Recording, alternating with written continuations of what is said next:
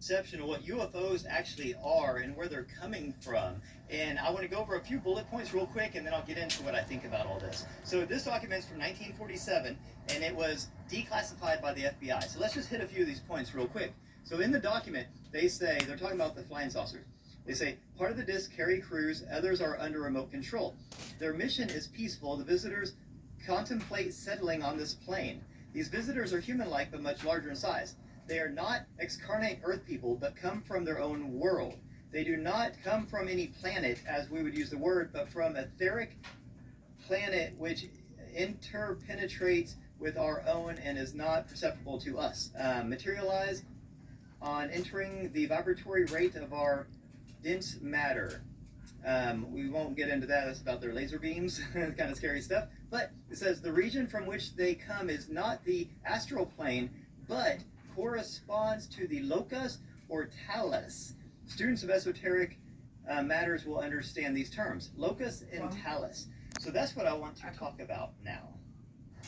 So locus and talus is from ancient Hinduism and also theosophy, and what it talks about is the 7 realms of the universe. So they split the universe into 7 realms, and each realm has, they're like bipolarized, right? So they have different polarities. So you have a kind of like a material and a spiritual realm. So the locus is the spiritual realm, and the talus is the material realm, right? So there's 7 levels to the universe, okay? This is where it gets super interesting because they're kind of nestled. There's a hierarchy. So we're at the bottom level, right? So we're right here, and we can't really see or interact with anything outside of our level. But outside of our globe is what they call it, our world, we're at the densest, bottom, most material world. Outside of that is wrapped in these 6 other bubbles, okay?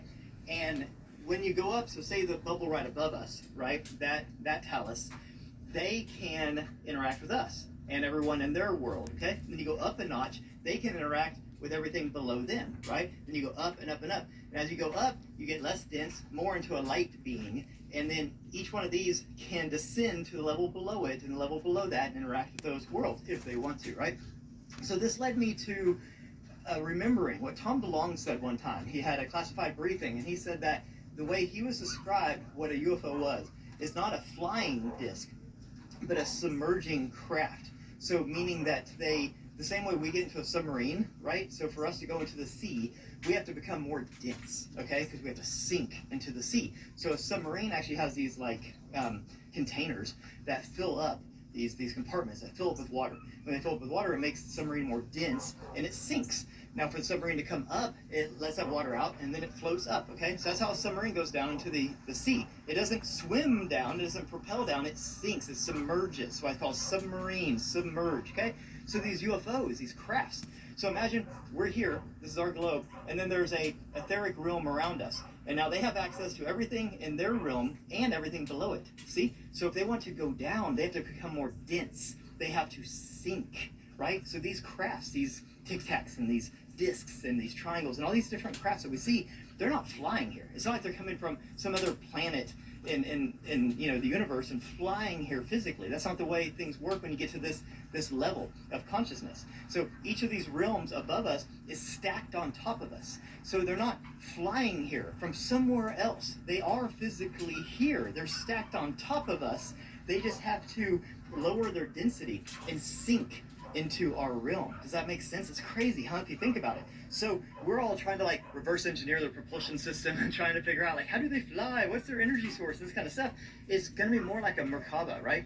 A Merkaba is like, or Merkaba, however you say it, is basically 2 tetrahedrons, 2 pyramids, right? So you have one pyramid going this way and one pyramid coming down this way. They spin around in opposite directions. And I actually have a meditation. I'll do another video on a Merkaba meditation, which you can actually create this vehicle around your astral body so that you can safely travel through the astral realms in different dimensions. It's amazing.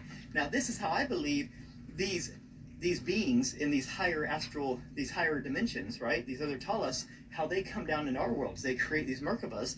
They have to have like a ship. They have to have some sort of a craft, like the same way we go into the ocean.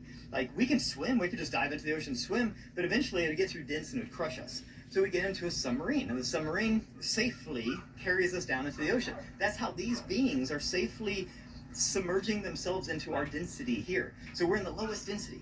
Now, a real quick summary of what the Hindus and Theosophy says about what this progression is that basically we start at the top and we're just pure light, right? We're the absolute source consciousness. And each level that we go down, we descend down and we gain more materialistic stuff. We get more dense, we get more of a body, we get more belongings, we get more possessions, we get more things, and we kind of fall down the ranks. And when you get to the very lowest part where we're at now, the job is to ascend. That's why they call it ascension. You have to ascend back up through the 7 ranks till you reunite with source in the absolute at the top. I need to get my blue lotus, because this is